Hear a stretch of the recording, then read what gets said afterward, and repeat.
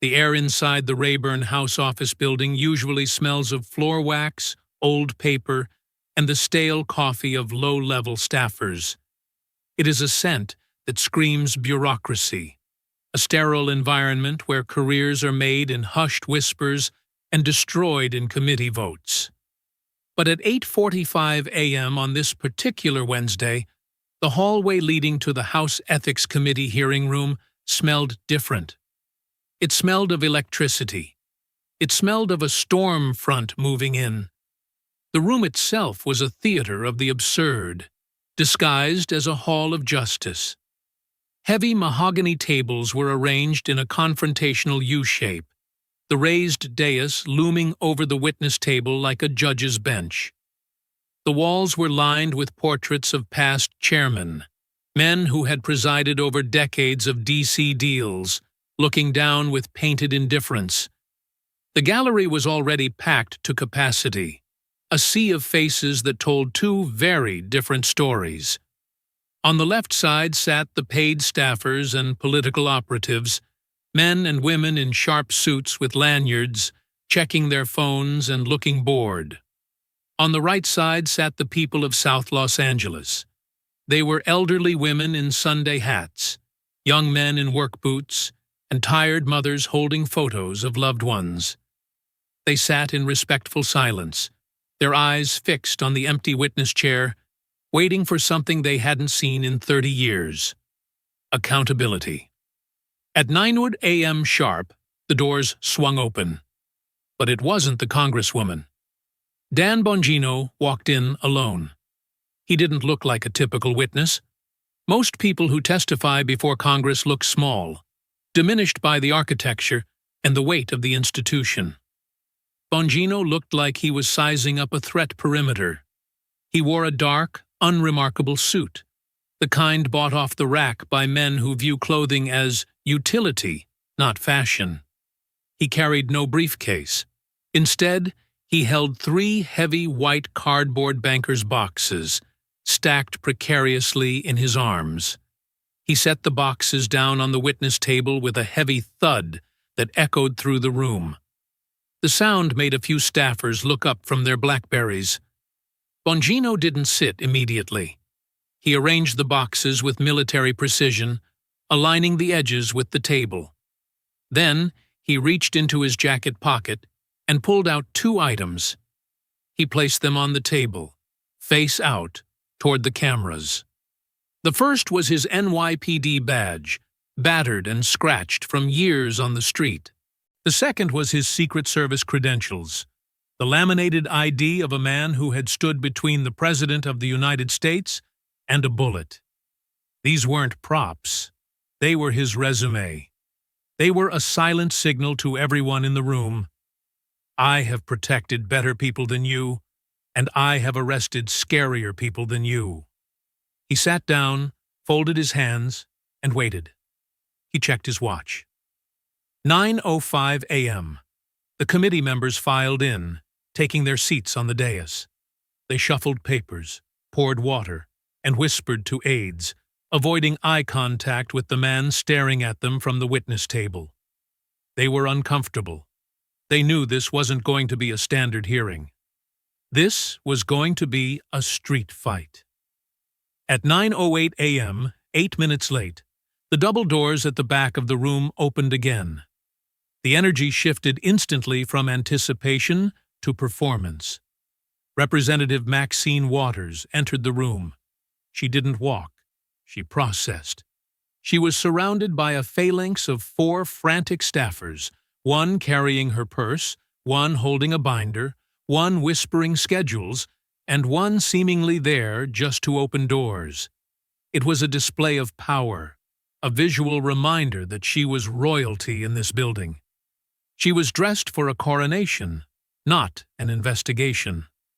She wore a tailored Armani suit that shimmered under the television lights, the fabric clearly Italian, the cut impeccable. It was a suit that cost roughly $5,000, more than many of the people in the gallery earned in 3 months. Her hair was styled in a flawless, expensive wig that sat perfectly on her head, untouched by the humidity or the stress of the day. Heavy gold jewelry weighed down her wrists and neck, clinking softly as she moved. She walked past the gallery without looking at them. She didn't see Mrs. Thompson in the second row. She didn't see the photos of the neighborhood she represented. She walked straight to the committee table, pulled out her chair, and sat down with a huff of annoyance, as if being asked to account for her ethics was a profound waste of her valuable time. She arranged her papers, adjusted her microphone, and finally looked up. For the first time, her eyes locked with Dan Bongino's. There was no fear in her eyes, only disdain. She had been in Congress for 30 years. She had survived investigations, scandals, and challengers. She believed she was untouchable. She looked at Bongino the way a queen looks at a peasant who has wandered into the throne room by mistake. Bongino didn't blink. He didn't look away. He looked at her with the cold, analytical gaze of an investigator who has already solved the crime and is just waiting for the suspect to lie. He saw the expensive suit. He saw the gold. He saw the entitlement. And he saw the weakness hiding underneath it all. The chairman cleared his throat, tapping the gavel lightly. "The committee will come to order," he announced, his voice lacking conviction. "This special session of the House Ethics Committee concerns allegations of campaign finance abuse, nepotism, and conflicts of interest involving Representative Maxine Waters." He paused, looking at the two combatants. "Mr. Dan Bongino has been called as an expert witness based on his extensive law enforcement and investigative background." Waters didn't wait for him to finish. She leaned into her microphone, her voice sharp and practiced. "Point of order, Mr. Chairman," she interrupted, waving a hand dismissively toward Bongino. "This hearing is a farce. It is a political hit job, orchestrated by right-wing extremists who cannot stand a strong black woman in power. I object to the presence of this witness, and I demand that we—" Bongino cut through her protest like a serrated blade. He didn't ask for permission to speak. He didn't wait for the chairman to recognize him. He simply leaned forward, his voice dropping an octave, filling the room with a gravelly intensity that silenced the room. "Folks," Bongino said, turning his head to address the camera directly, breaking the fourth wall. "We haven't even started, and she is already trying to shut it down." He turned his gaze back to Waters, his eyes narrowing. "I spent 12 years in the Secret Service protecting presidents," Bongino said, his voice rising just enough to command absolute attention. "I have seen corruption up close. I have seen real corruption. And I am here to tell you what I found." The room froze. The staffers stopped typing. The gallery leaned forward. The air in the room grew heavy, the way it does before a thunderstorm breaks. "Congresswoman Waters," Bongino said, his voice deadly quiet, "let me ask you a simple question right off the bat." He waited. She stared back, her mouth tight. "Do you live in the district you represent?" The question hung in the air, simple and devastating. "Do you live in the district you represent?" It wasn't a question about complex finance laws.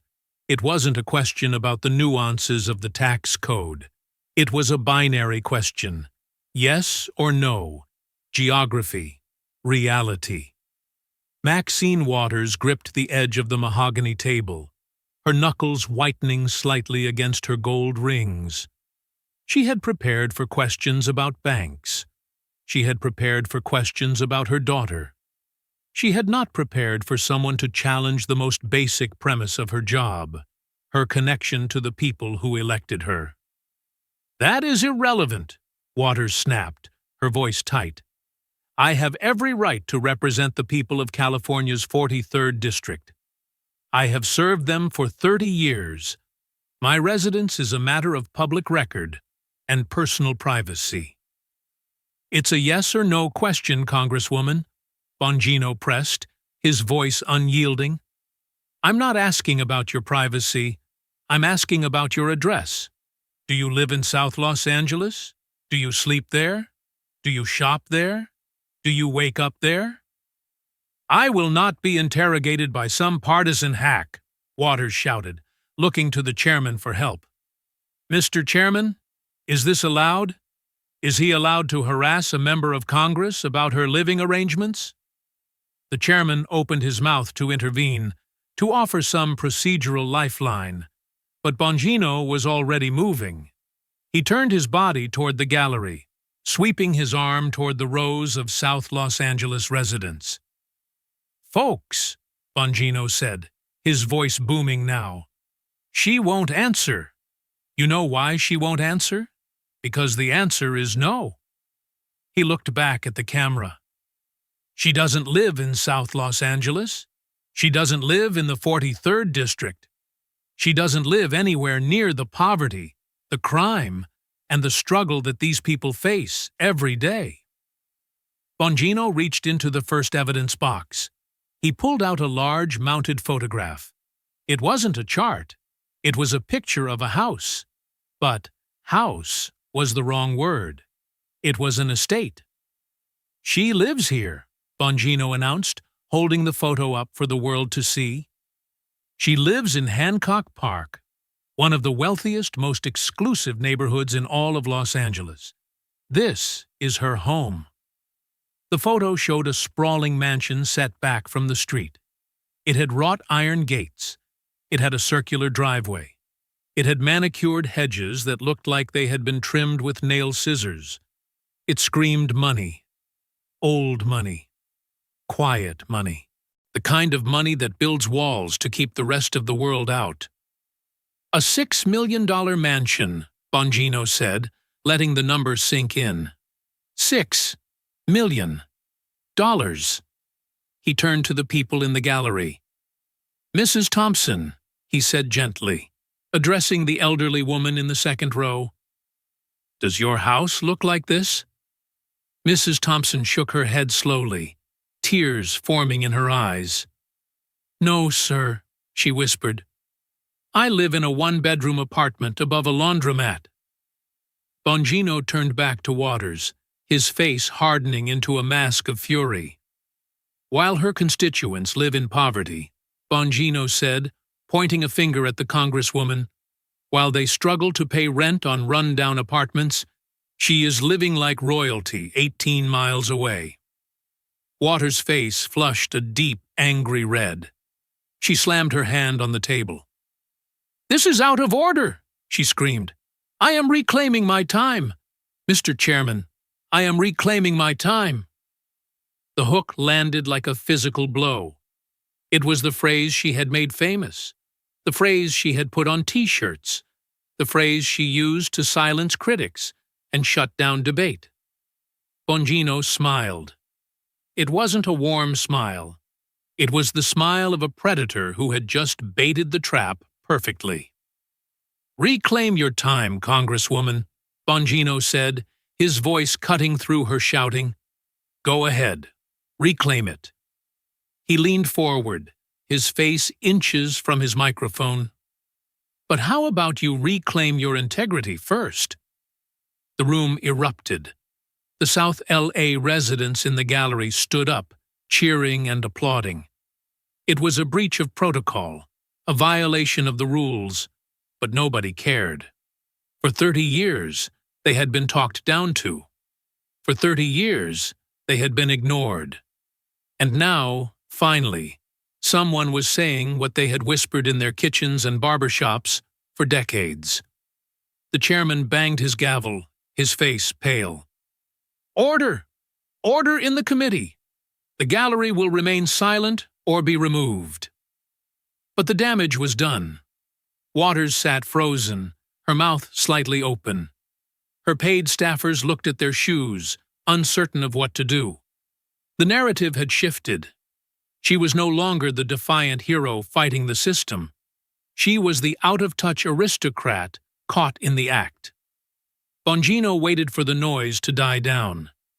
He didn't gloat. He simply reached back into the box and pulled out a stack of documents. "Let me ask you another simple question, Congresswoman," Bongino said, his voice returning to that calm, dangerous, investigative tone. "How did you afford a $6 million mansion on a congressional salary of $174,000 a year?" Waters blinked. "That is personal. My family's finances are private."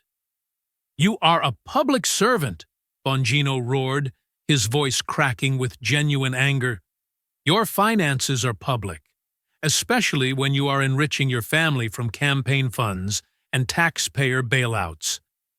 He slammed the stack of papers onto the table. "I've got 3 boxes here, Congresswoman," Bongino said. 3 boxes, and every single piece of paper in these boxes tells a story.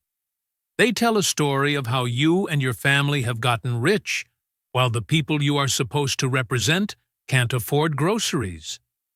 He looked at her, his eyes locking onto hers with an intensity that made her shrink back into her Armani suit. "You can reclaim your time," Bongino said softly. "But you can't reclaim the $1 million you paid your daughter.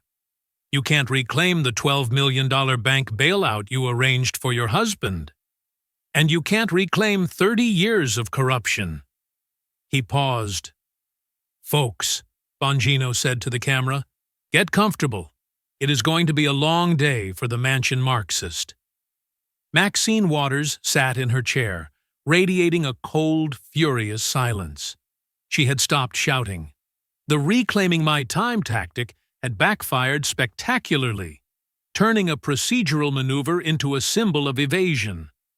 Now, she watched with a mixture of apprehension and disdain as Dan Bongino stood up and walked over to a large easel covered by a black cloth, which had been positioned to the left of the witness table. The room was quiet, but it was a restless quiet.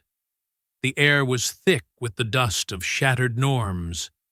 Witnesses didn't bring props. Witnesses didn't lecture committee chairmen. And witnesses certainly didn't humiliate powerful incumbents on live television. But Bongino wasn't playing by the House rules. He was playing by the rules of the street, where evidence is king and reputation is currency.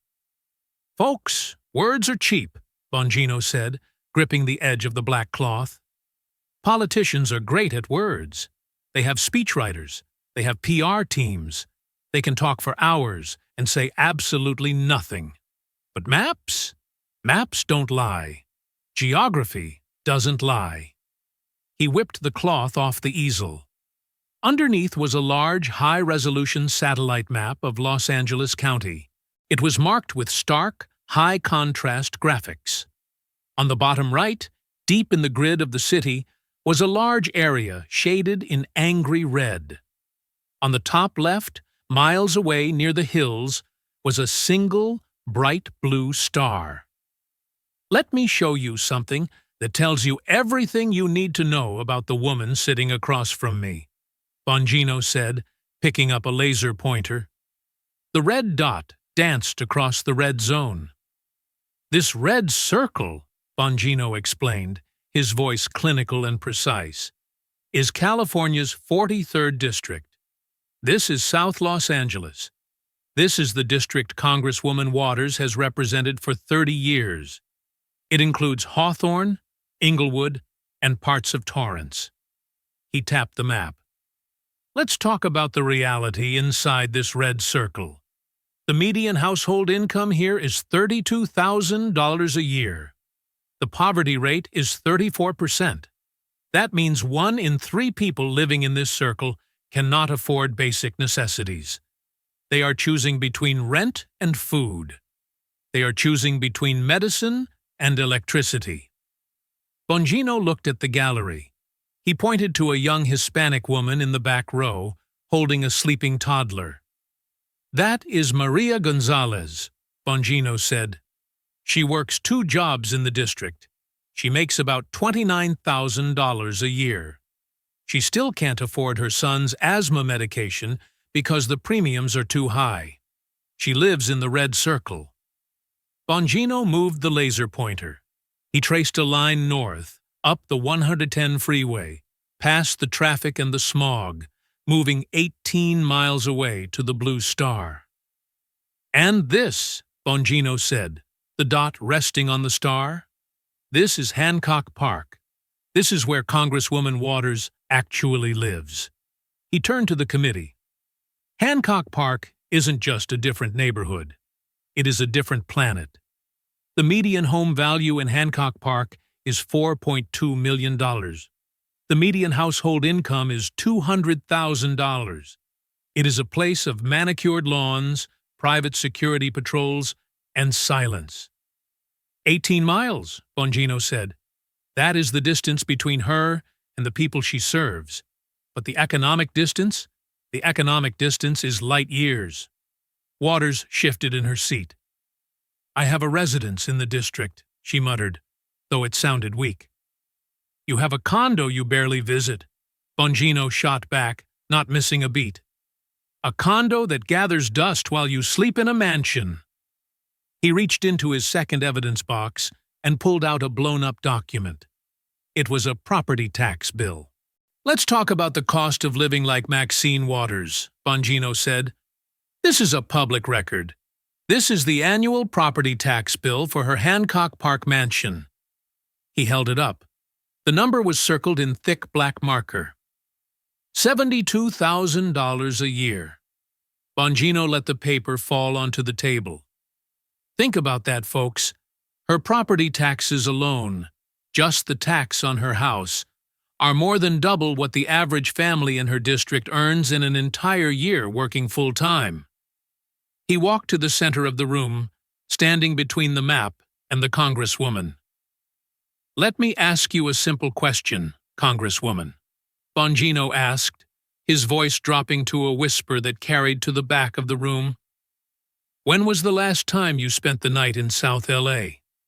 When was the last time you heard sirens all night? When was the last time you worried about your car getting broken into?"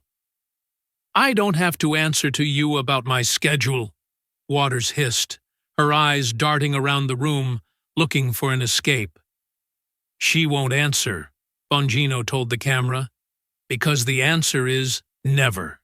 She doesn't live there. She doesn't shop there. She doesn't know the price of milk at the bodega on Crenshaw Boulevard because she shops at Whole Foods in Beverly Hills." He pointed to the map again. "This map is the story of a betrayal," Bongino said. "She took their votes, and she took their trust, and she used them as a stepping stone to get to the blue star. And once she got there, she pulled up the ladder." 30 years, Congresswoman," Bongino said. "For 30 years, your district got poorer. The crime got worse. The homelessness exploded. And in those same 30 years, you moved to a mansion." He leaned over the table, his face hard. "Is it poverty for them, but mansions for you? Is that the deal?" Waters opened her mouth to speak, but the words died in her throat. The visual evidence was too stark. The red circle and the blue star were burning into the retina of every person watching C-SPAN. The geography of inequality wasn't a theory anymore. It was a map on an easel, proving that the woman who claimed to be the voice of the poor was shouting from a castle they weren't allowed to enter. The map remained on the easel, a silent accuser, as Bongino moved back to the witness table. He didn't sit down. He remained standing, shifting his focus from the geography of corruption to the human wreckage it left behind. Maps and tax bills were intellectual. They appealed to the brain. But Dan Bongino knew that to truly dismantle a politician like Maxine Waters, you had to aim for the heart. "We've talked about numbers," Bongino said, his voice softening. "We've talked about property values and tax bills. But corruption isn't just about money. Corruption is about abandonment. He turned slowly toward the gallery. The room followed his gaze. "Mrs. Thompson," Bongino said gently, "would you stand up, please?" In the second row of the gallery, the elderly black woman rose slowly. Her knees cracked audibly in the silence. She was wearing her Sunday best, a simple, floral print dress that had been washed and pressed with care, a matching hat, and sensible shoes. She was 72 years old, and every one of those years was etched into the deep lines of her face. Her hands trembled slightly as she clutched a small purse. Bongino didn't treat her like a prop. He treated her with the reverence one affords a dignitary. "Ma'am," Bongino said, "thank you for being here. I know it wasn't easy to get here today." "No, sir," Mrs. Thompson said, her voice thin and reedy, shaking with nerves. "Took 2 buses." "You've lived in South Los Angeles your whole life, is that correct?" "Yes, sir. 72 years. Born and raised. Lived in the same apartment building on Vermont Avenue since 1985. "And you are a voter?" "I never missed an election," Mrs. Thompson said, a hint of pride creeping into her voice. "My daddy marched for the right to vote. I take it serious." Bongino nodded respectfully. "And who have you voted for, Mrs. Thompson?" "For the last 30 years." Mrs. Thompson looked at the floor, then slowly raised her eyes to look at the woman in the expensive Armani suit sitting at the committee table. "I voted for her," Mrs. Thompson said, pointing a shaking finger at Maxine Waters. "Every time, since 1991, I voted for Maxine." Waters looked away, busying herself with a stack of papers that suddenly seemed very fascinating. She couldn't meet the woman's gaze. "Why?" Bongino asked. "Why did you vote for her?" "Because she said she was fighting for us," Mrs. Thompson said, her voice gaining a little strength. "She looked like us. She talked like us. She said she was going to fix the schools. She said she was going to get the drugs off the corners. She said she was going to bring jobs." Bongino let the silence hang for a moment. "Mrs. Thompson," Bongino asked, his voice dropping to a whisper, "when is the last time you saw Congresswoman Waters in your neighborhood? Walking the streets? Talking to residents? Seeing what you are dealing with?" The question hung in the air, heavy and suffocating. Mrs. Thompson took a deep breath. She looked directly at Waters, who was now staring fixedly at the wall. "Never," Mrs. Thompson said. The word hit the room like a physical blow. "Never." "I ain't never seen her," Mrs. Thompson continued, tears beginning to spill down her cheeks. "Not once. Not at the church. Not at the grocery store. Not at the community center. I only see her on TV. I see her yelling at people on the news. I see her getting into limousines. But I ain't never seen her on Vermont Avenue." "We got crime everywhere," Mrs. Thompson said, her voice breaking. "We got drugs being sold right in front of the elementary school. We got homeless camps on every corner, folks sleeping in tents, using the bathroom in the street. It smells like despair, sir. And she don't come around." She wiped her eyes with a handkerchief pulled from her sleeve. "I called her office," Mrs. Thompson added. "My roof was leaking. The landlord wouldn't fix it. I called her office 3 times asking for help. Just asking for someone to make a call. You know what they told me?" "What did they tell you?" Bongino asked. "They said the Congresswoman was very busy in Washington," Mrs. Thompson said. "They said she was busy fighting for democracy. They sent me a form letter and a calendar with her picture on it." Bongino looked at Waters. The Congresswoman was frozen, her face a mask of stone. She knew there was no reclaiming my time from this. There was no procedural trick that could silence a 72-year-old grandmother who had been betrayed. She thought she was fighting for us, Mrs. Thompson whispered, but she was just fighting for herself. Mrs. Thompson sat down, burying her face in her hands. A young man next to her put his arm around her shoulders. Bongino turned back to the committee. His face was no longer angry. It was sad. It was the look of a man who had seen too many victims and not enough justice. 30 years, Bongino said quietly to the dais. That woman gave you her vote for 30 years. She gave you her trust. She believed you. And while she was taking 2 buses to get here to tell the truth, Bongino said, you were being driven in a town car from a $6 million mansion. He leaned forward, his voice hardening into steel.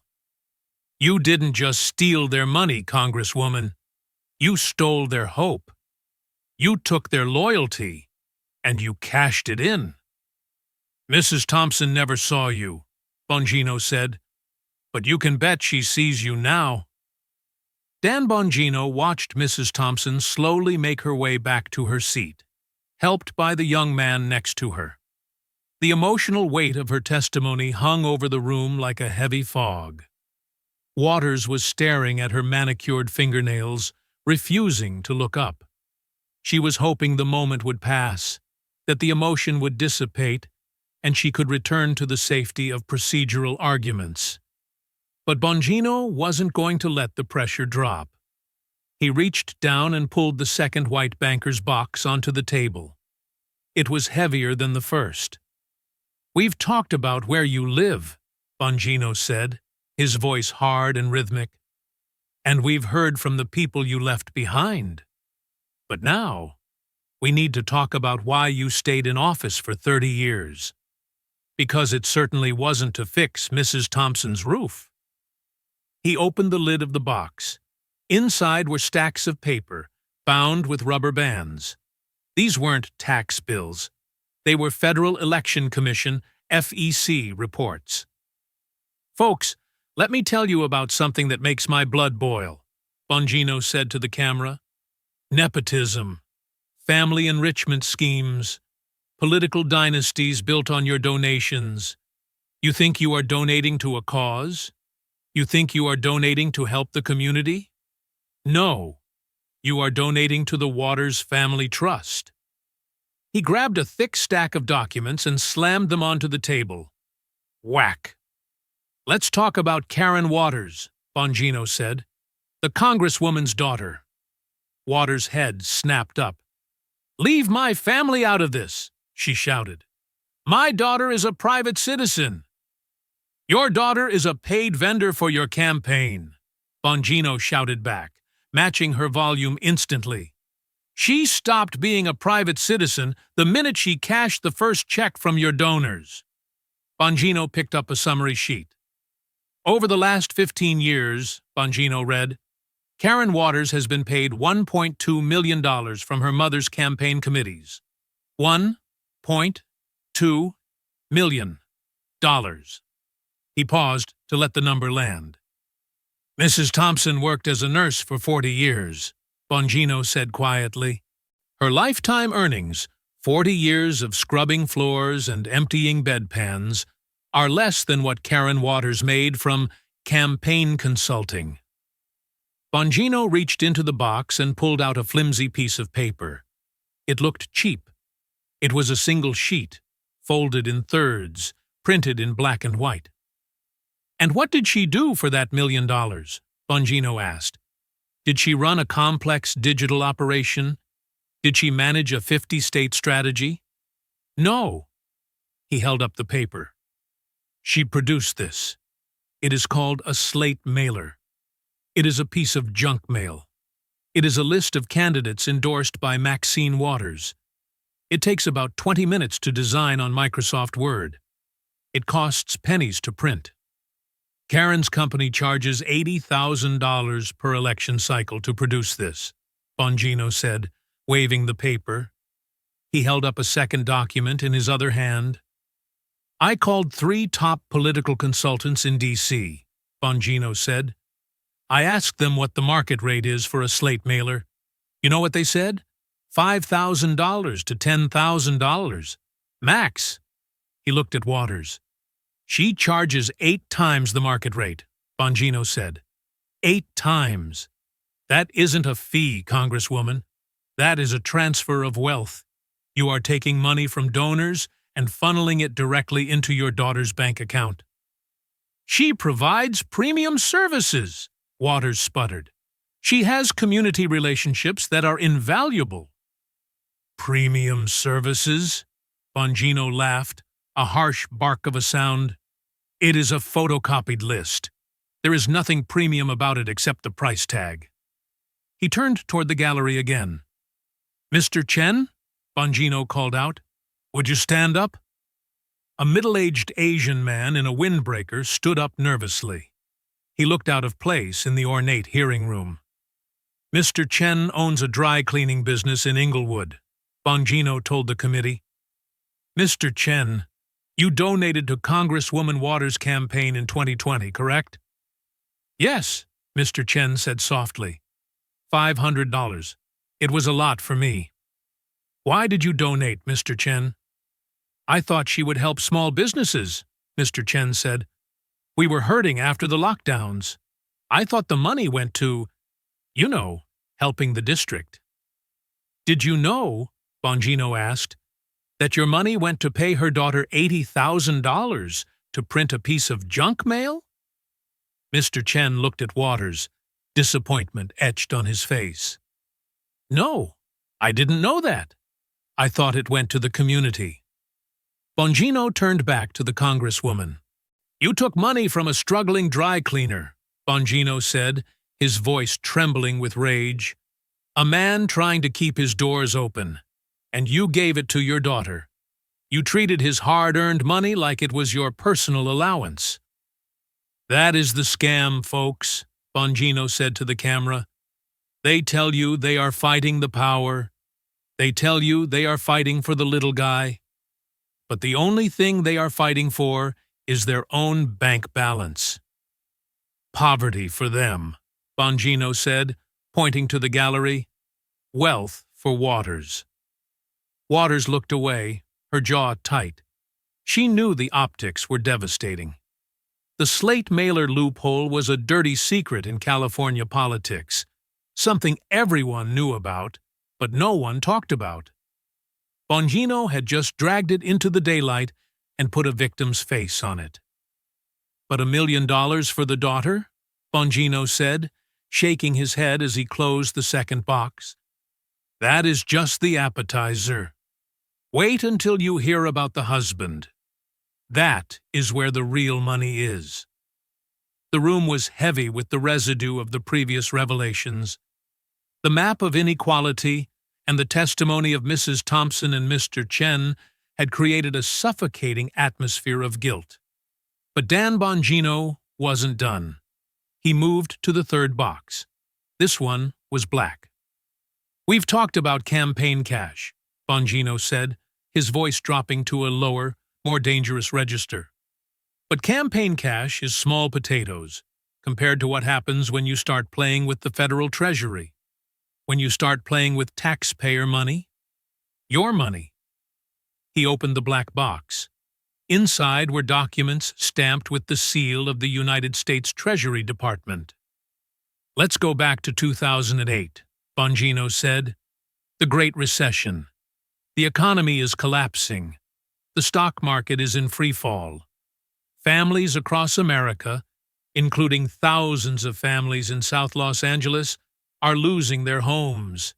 They are being foreclosed on. They are being thrown out onto the street. That is capitalism, right? Bad banks fail. Bad investments lose money. That is how it works for regular people. If you can't pay your mortgage, you lose your house. But not for the Waters family, Bongino said. For them, the rules are different. He pulled out a single large photograph. It showed a distinguished-looking man standing next to a bank logo. One United Bank. This is Sidney Williams, Bongino said, Maxine Waters' husband. In 2008, He sat on the board of One United Bank. He owned stock in the bank. He had a direct financial interest in its survival. Bongino placed the photo on the easel, covering the map. One United Bank was in trouble, Bongino explained. They had made bad investments in Fannie Mae and Freddie Mac. They were on the brink of collapse.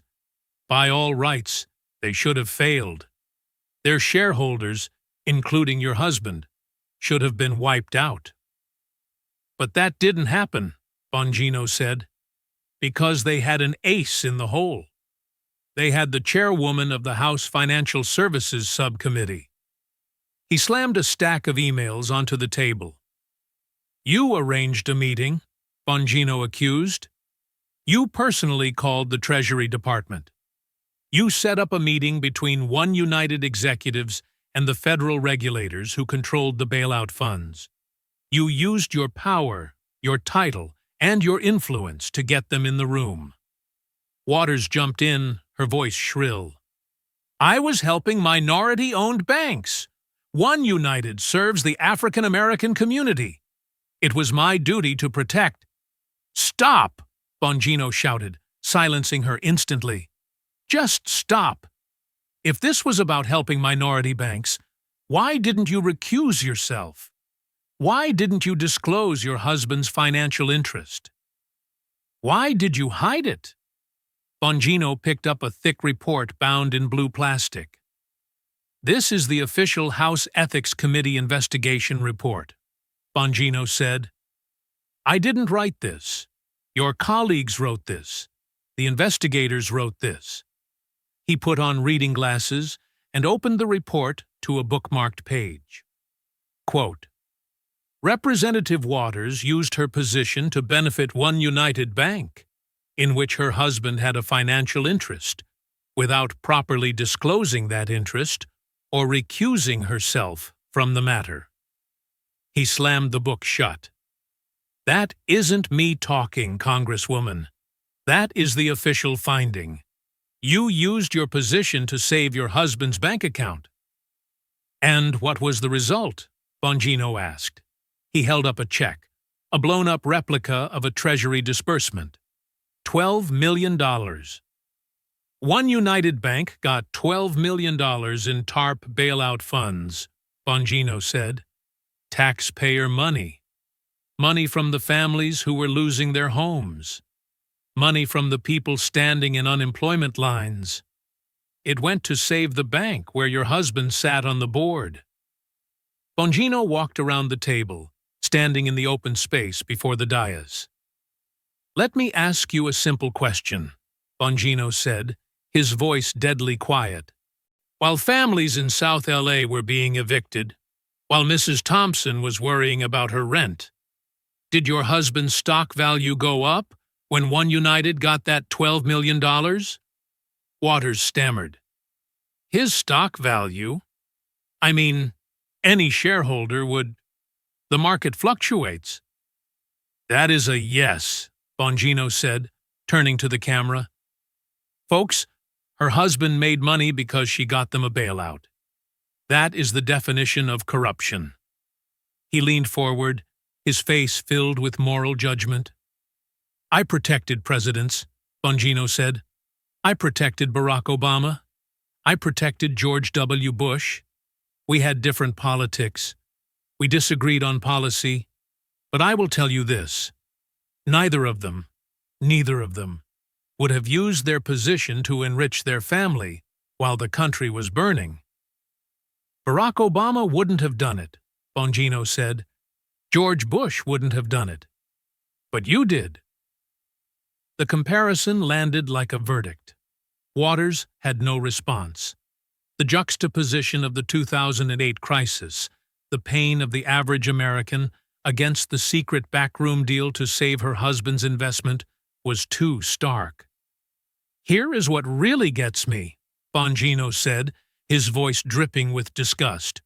You didn't just steal from taxpayers.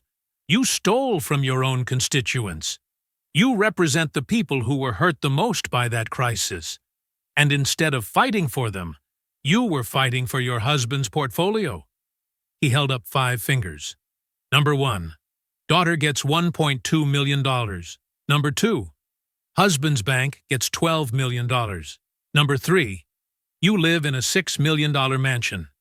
Number 4. Your district lives in poverty. Number 5. 30 years of this. Bongino's voice rose to a shout, echoing off the mahogany walls. This isn't an isolated incident. This is a pattern. This is a 3-decade scheme to enrich the Waters family while pretending to fight for the poor.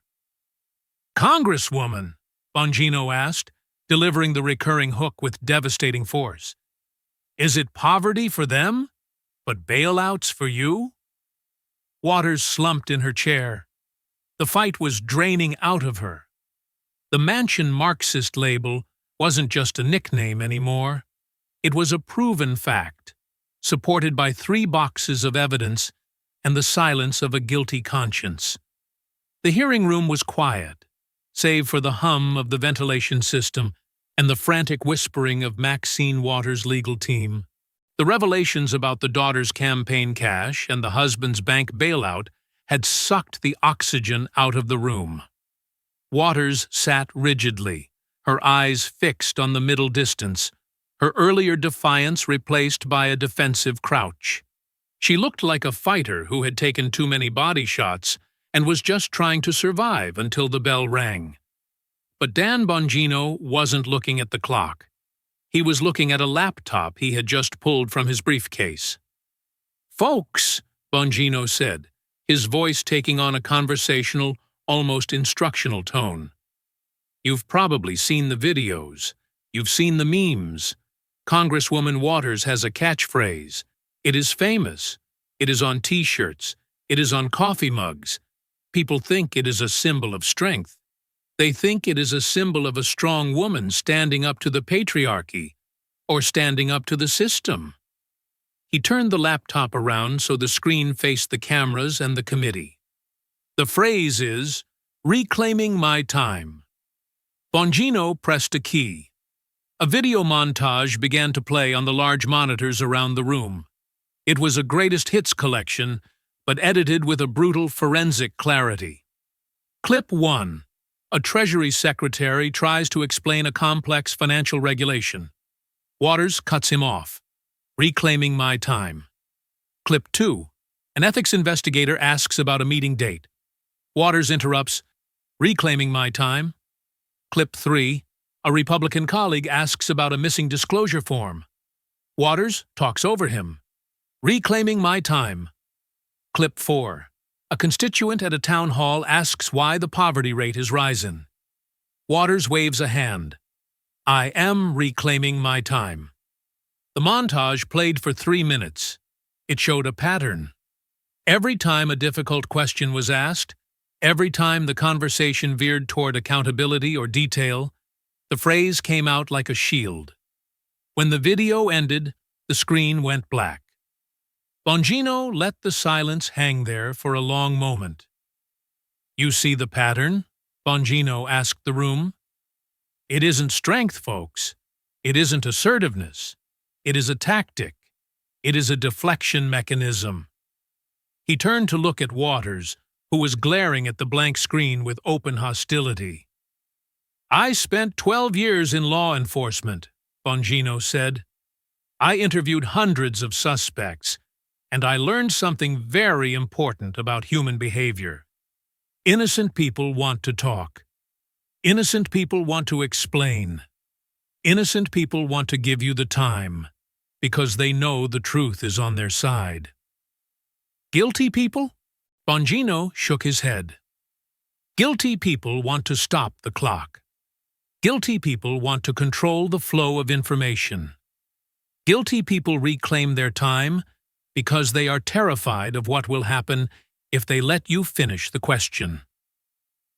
He walked over to the easel where the map of inequality still stood, a stark reminder of her failure. "It is a parlor trick, Congresswoman," Bongino said. "It is a way to look tough while you are running away. You use procedure to hide from substance. You use the rules of the House to avoid the rules of morality. Waters slammed her hand on the table, unable to take it anymore. I will not be psychoanalyzed by a failed Secret Service agent.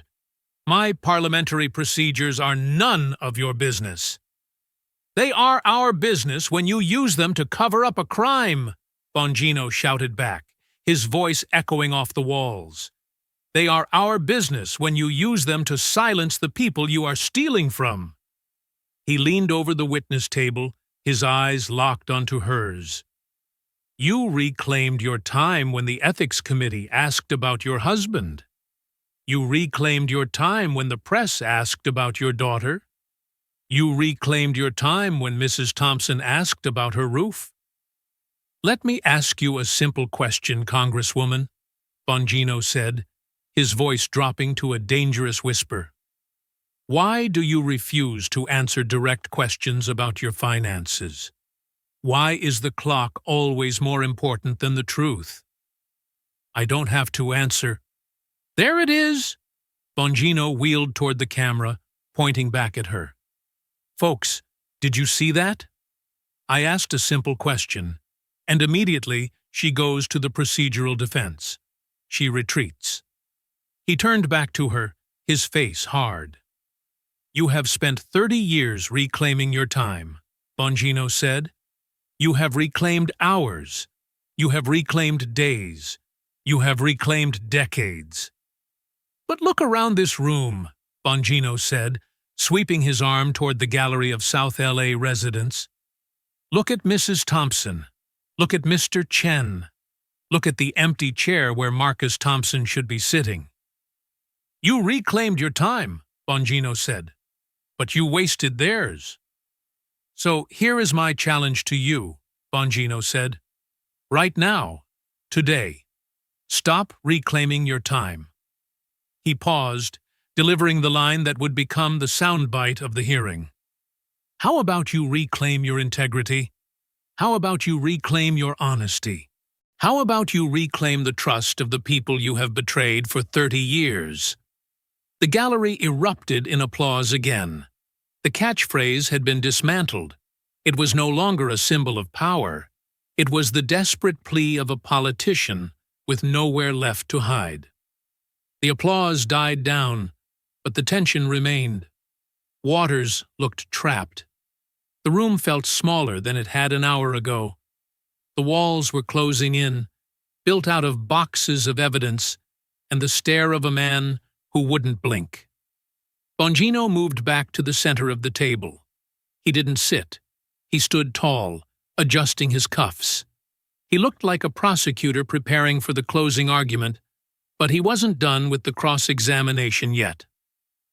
Okay, Congresswoman, Bongino said, his voice deceptively calm.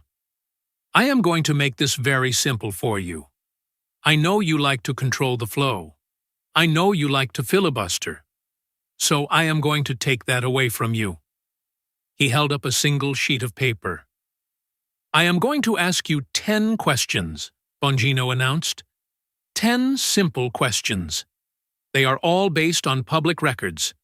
They are all based on the evidence in these boxes. All you have to do is answer yes or no. Waters narrowed her eyes. I will not participate in this charade. This is a trap designed to— It is only a trap if you are guilty, Bongino cut in. If you are innocent, it is a lifeline. If you are innocent, these questions are easy. They are the easiest questions in the world. He looked at the chairman. Mr. Chairman, she is under oath, is she not? The chairman nodded nervously. She is. Good, Bongino said. Then let's begin. Question 1, Bongino said, holding up one finger. Do you live in the 43rd District of California? Yes or no? Waters stared at him. Her jaw worked, but no sound came out. If she said yes, she lied under oath. If she said no, she admitted to abandoning her constituents. That is not relevant to my service, she muttered. She won't answer, Bongino said to the camera. Strike 1. The answer is no. She lives in a mansion. Question 2, Bongino continued, holding up 2 fingers. Has your daughter, Karen Waters, been paid over $1 million from your campaign committees? Yes or no? She provides legitimate services that are... Yes or no? Bongino shouted. This is out of order, Waters yelled back. Strike 2, Bongino said coolly. She won't answer. The answer is yes. We have the receipts. Question 3, Bongino said.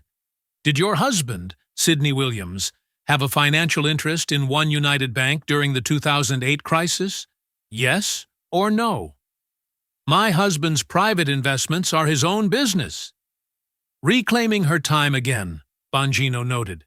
Strike 3. The answer is yes. He sat on the board. Bongino picked up the pace now, his voice hammering the questions like nails into a coffin. Question 4. Did you personally arrange meetings for One United Bank executives with Treasury officials? Yes or no? Silence. Question 5. Did One United Bank receive $12 million in TARP bailout funds after those meetings? Yes or no? Question 6. Did you disclose your husband's conflict of interest to the Ethics Committee before arranging those meetings? Yes or no? Question 7. Did the House Ethics Committee investigate you for this specific conflict of interest? Yes or no? Question 8. Did they find that you used your position improperly to benefit your husband? Yes or no? Question 9. Do you think there is anything ethically wrong with paying your daughter 8 times the market rate for junk mail? Yes or no? Waters looked at her staffers. They were looking at the floor. There was no help coming. Question 10, Bongino said, lowering his voice to a whisper. Do you believe, in your heart, that you have done anything wrong? On the final question, Waters exploded. The pressure was too much. I will not be interrogated like a criminal, she screamed, standing up and knocking her chair back. I have served this country for 30 years. I am a senior member of Congress. I am reclaiming my time. This is a witch hunt, and I am done with it. Bongino didn't flinch. He let her scream. He let her flail. He waited until the echo of her voice died away. 10 questions, folks, Bongino said to the room. 10 simple questions about public records, about money, about ethics, about the truth. She couldn't answer a single one. He leaned forward on the table, his body language radiating the authority of 12 years in federal law enforcement. You know what we learned in the NYPD? Bongino asked. We learned that when a suspect refuses to answer basic questions about documented evidence, when they hide, when they scream, when they deflect, they are guilty. In the Secret Service, Bongino continued, when we vetted people for proximity to the president, if they wouldn't answer questions about conflicts of interest, they were denied. They were considered compromised. He pointed a finger at her. You are compromised, Congresswoman. You can reclaim all the time you want, Bongino said. You can hide behind procedure. You can deflect with outrage. You can scream about witch hunts. But you can't reclaim your reputation.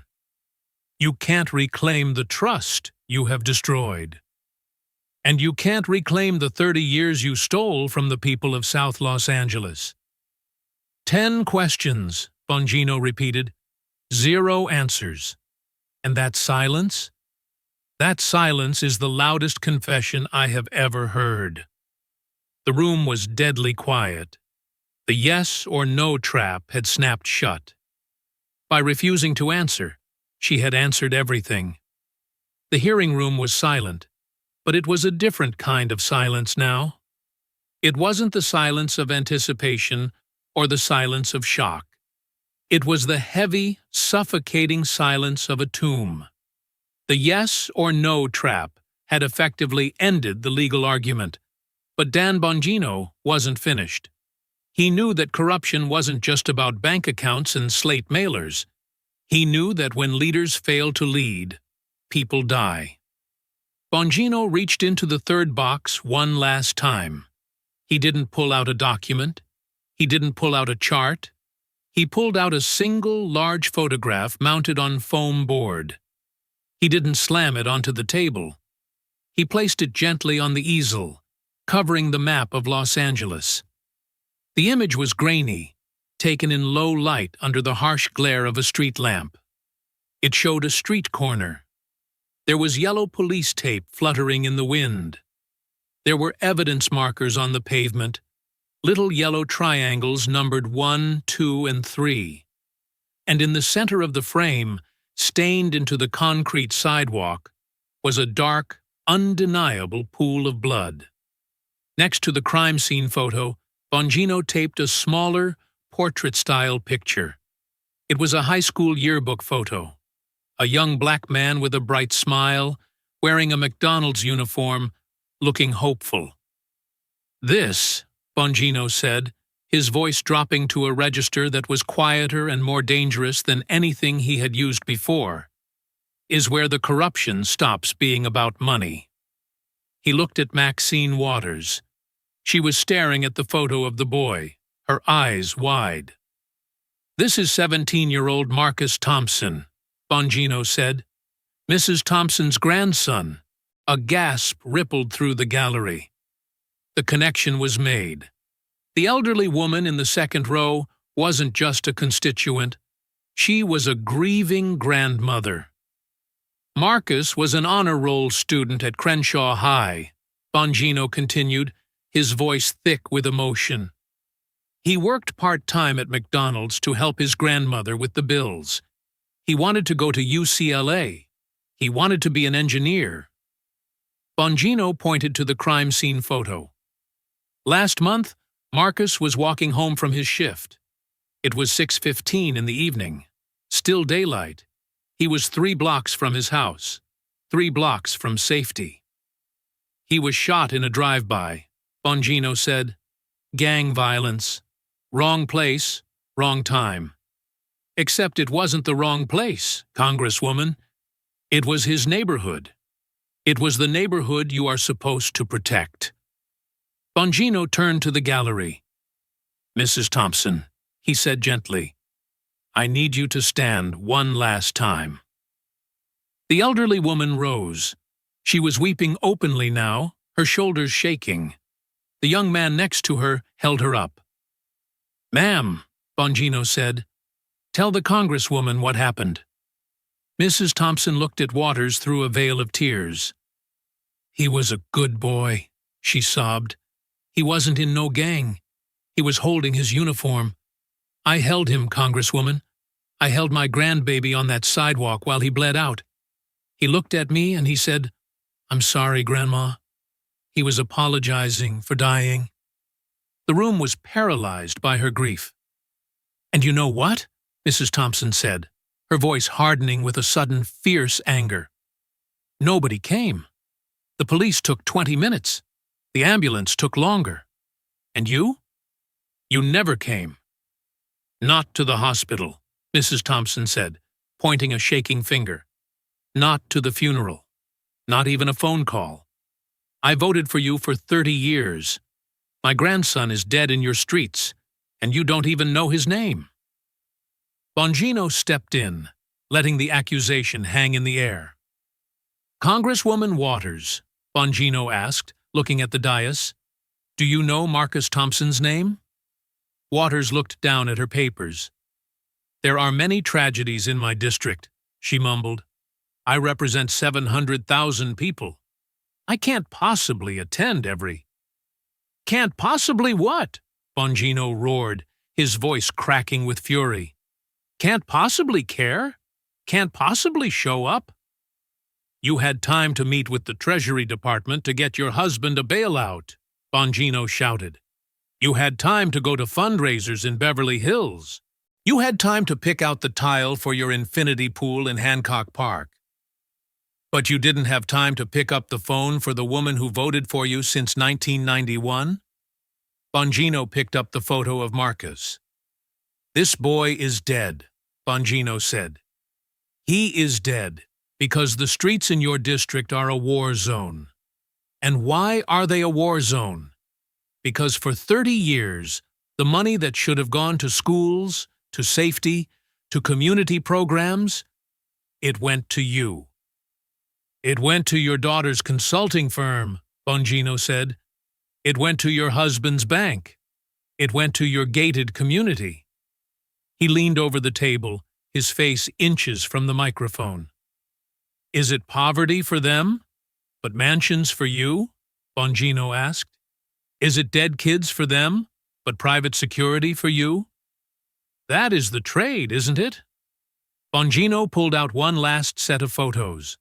These were images of homeless encampments, rows of tents under the freeway, trash piled high, human misery on an industrial scale.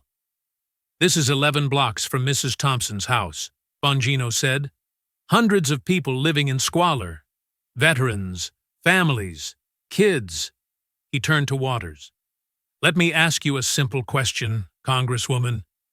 How many homeless encampments are within 5 miles of your mansion in Hancock Park? Waters knew the answer. Everyone knew the answer. 0, Bongino answered for her. The answer is 0. Because your neighborhood has private security. Your neighborhood doesn't allow tents. Your streets are protected. Theirs are abandoned. Bongino walked back to the easel and covered the photo of Marcus, as if protecting the boy from the indignity of the hearing. Here is what really gets me, Bongino said, his voice quiet again. It isn't just the corruption. Corruption is bad. But this is betrayal. Mrs. Thompson trusted you. Marcus trusted you. They believed the lie. They believed you were fighting for them. But while Marcus was bleeding on the concrete, Bongino said, you were safe behind your gates. He looked at Waters with a look of pure, unadulterated contempt. I protected presidents who sent men to war, Bongino said. I saw the weight on their shoulders. I saw them write letters to the families of the fallen. They cared. They felt the cost. You don't feel anything. You don't care about Marcus Thompson. You don't care about Mrs. Thompson. You only care about Maxine Waters. And that, Bongino said, is why you don't deserve to sit in that chair for 1 second longer. The hearing room felt like a pressure cooker that had finally blown its lid. The staffers were frozen. The committee members looked pale. Maxine Waters sat alone at the table, isolated by the weight of the evidence and the ghosts of her own district. Dan Bongino stood in the center of the room. He didn't return to his seat. He began to pace, his energy building toward a final crescendo. He looked like a man who was ready to deliver the verdict. All right, folks, Bongino said, addressing the room and the camera. We have been here for hours. We have seen the maps. We have seen the checks. We have seen the grief. Let me sum up what we have learned today about Representative Maxine Waters. He raised his hand, counting off on his fingers. Each point was a hammer blow. Number 1. She lives in a $6 million mansion in Hancock Park while representing the poorest district in California. Poverty for them, luxury for her. Number 2. She paid her daughter over $1.2 million from campaign funds. A family enrichment scheme, plain and simple. Number 3. She used her political power to get her husband's bank a $12 million taxpayer bailout. She profited from the financial crisis. Number 4. She refuses to answer simple questions about her ethics, hiding behind the phrase, reclaiming my time, a coward's tactic. Number 5. She has abandoned her constituents. She doesn't visit, She doesn't call. She let Marcus Thompson die without acknowledgement. Bongino spread his hands wide. This isn't politics, folks. This isn't a partisan disagreement. I'm a Republican. She's a Democrat. Who cares? That doesn't matter. This is corruption, Bongino roared. This is a career politician who has gotten rich, while the people she is supposed to help have gotten poorer. He turned to the dais. I spent 12 years protecting presidents, Bongino said. I took bullets in my mind every single day. I stood ready to die for this country. I stood ready to die for men I didn't even vote for. Why? Bongino asked. Because the office matters. Because integrity matters. Because public service is a sacred trust. He pointed a finger at Waters, his arm shaking with intensity. You have violated that trust. You have spat on that trust. I protected Barack Obama, Bongino said. We disagreed on almost everything politically. But I respected him. He had integrity. He wouldn't use his office to fill his daughter's pockets. He wouldn't let a grandmother weep alone. I protected George W. Bush, Bongino continued. He was an honest man. He cared about the people he served. But you, Bongino said, his voice dripping with disgust. I wouldn't trust you to protect a parking meter. You are the most corrupt politician I have ever investigated. And folks, I have seen some real pieces of work. Bongino turned to the chairman, straightening his tie. Mr. Chairman, Bongino said formally, based on the evidence presented here today, the bank records, the tax bills, the testimony of the victims, I am calling for the immediate resignation of Representative Maxine Waters. The words hung in the air. Resignation. Not because we disagree, Bongino said, but because she is unfit, because she is compromised, because she is a fraud. Waters stood up. Her chair scraped loudly against the floor. Her hands were shaking with rage and humiliation. This is a witch hunt, she screamed, her voice cracking. This is a racist attack. You are targeting a strong black woman who speaks truth to power. I will not be bullied by a failed agent. Don't you dare, Bongino cut her off, his voice like a whip. Don't you dare play that card. I told you I protected Barack Obama, Bongino said. I put my life on the line for the first black president. This isn't about race, Congresswoman. This is about green. This is about money. This is about corruption. You can't hide behind your identity anymore, Bongino said. The receipts are on the table. Waters looked around the room. She saw Mrs. Thompson staring at her. She saw the cameras. She saw the ruin of her reputation. I need a recess, Waters stammered. I can't. The chair calls for a 30-minute recess, the chairman announced quickly, slamming the gavel down as if to stop the bleeding. Waters stumbled toward the exit. An aide rushed to support her elbow. She didn't look at the gallery. She didn't look at the cameras. She walked out of the room broken, stripped of the aura of invincibility she had worn for 30 years. Dan Bongino stood alone at the witness table. He watched her go. He didn't smile. He just nodded slowly. The aftermath. The recess never really ended. The hearing effectively dissolved into chaos, but the verdict had already been delivered by the court of public opinion. Within 1 hour, #MaxineResign was the #1 trending topic worldwide. Within 2 hours, the video of Mrs. Thompson's testimony about her grandson had 20 million views. It was being shared on TikTok, Instagram, and Twitter, crossing political lines. It wasn't a partisan clip. It was a human tragedy. Within 4 hours, local news vans were swarming South Los Angeles. They were interviewing residents who were emboldened by the hearing. "She never comes here," one man told a reporter. "She lives in a mansion." We all know it. Even the media outlets that typically protected Waters found themselves cornered.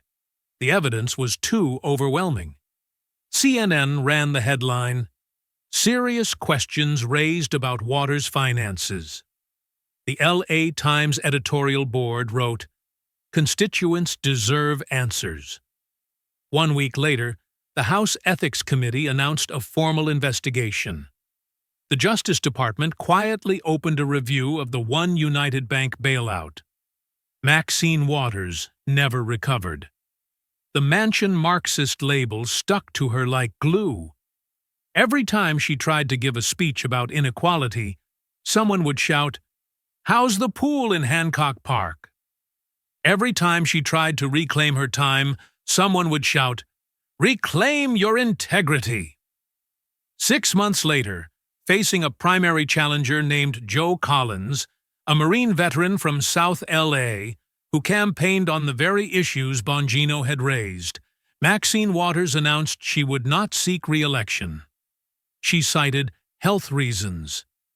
But everyone knew the truth. On the day of her announcement, Dan Bongino sat in his studio, looking at the news report. He didn't gloat.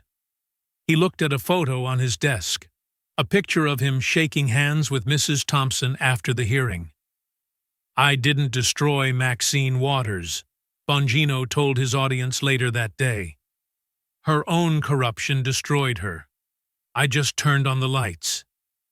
"That is what street cops do," Bongino said. "We expose the truth. We protect the innocent. And we don't let guilty people hide behind fancy titles." The legacy of that Wednesday morning hearing changed D.C. forever. It proved that no politician is untouchable. It proved that receipts matter more than rhetoric.